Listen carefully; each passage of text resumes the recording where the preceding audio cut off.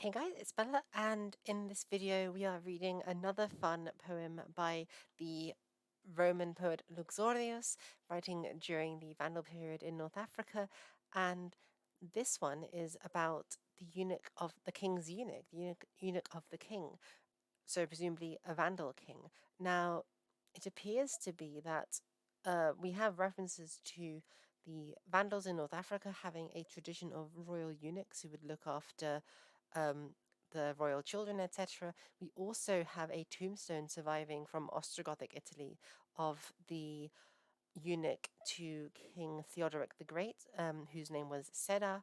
So it seems like this might have been a tradition that was common among the Germanic barbarian peoples in late antiquity. So the Vandals, being no exception, have a eunuch, and we get this interesting little description of him. So I will read it out to you and then translate it. And as usual, if you want to take a moment to pause and translate it on your own, feel free to. So let's go. Rudelo decens capillo, res ordeocre quine ephebus. Spado regius mitellam capiti suo locavit.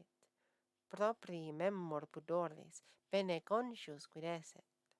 Posuit cogente nullo, fuerat minus quod illi. So, what does all this mean?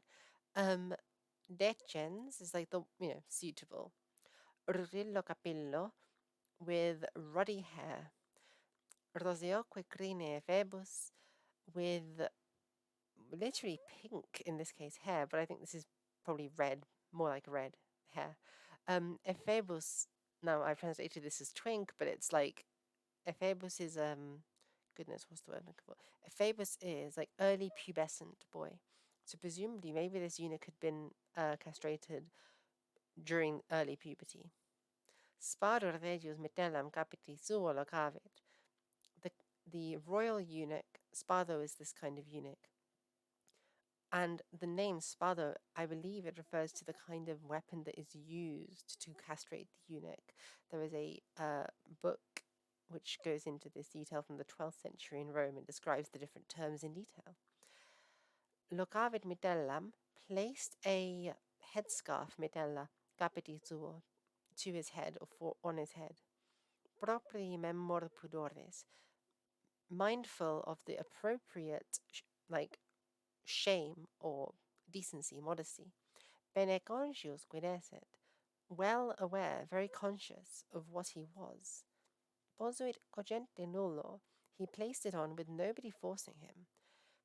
Quod, because, fuerat minus illi, because he was lesser than that one. So presumably that's like less than the king, perhaps, whom this eunuch was serving.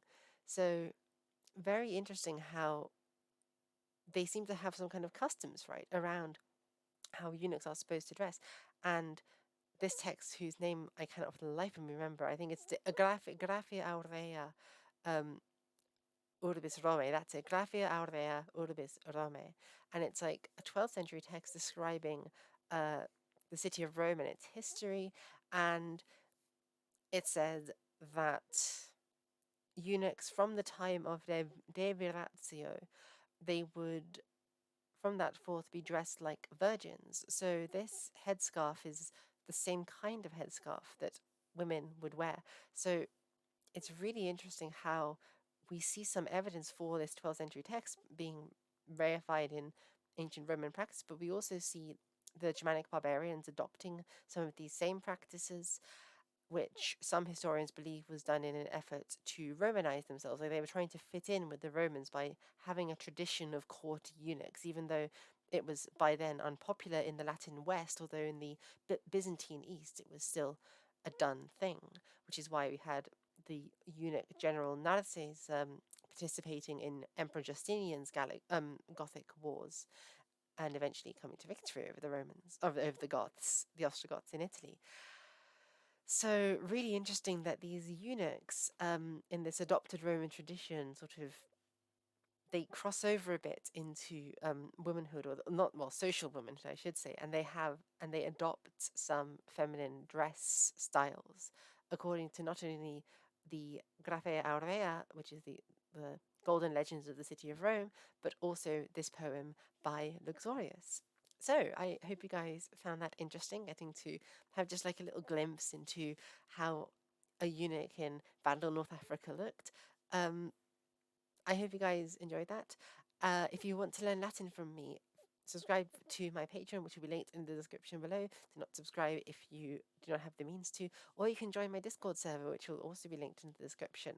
And we have Latin lessons there sometimes as well for free. And until next time, thank you guys so much for watching, and I hope you have a great day. Bye.